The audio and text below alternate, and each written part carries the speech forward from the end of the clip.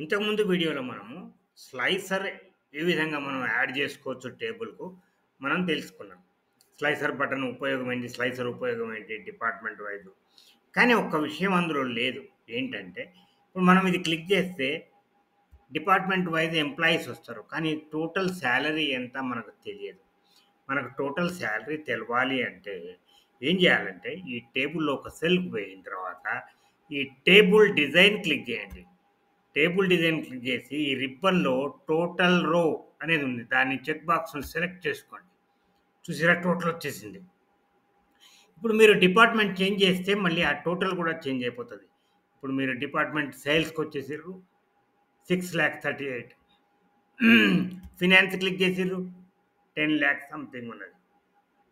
ఈ రకంగా department wise ఎంప్లాయీసే కాకుండా వాళ్ళ సాలరీ టోటల్స్ కూడా మనము తెలుసుకోవచ్చు. టోటల్స్ రో యాడ్ చేసుకోవడం ద్వారా.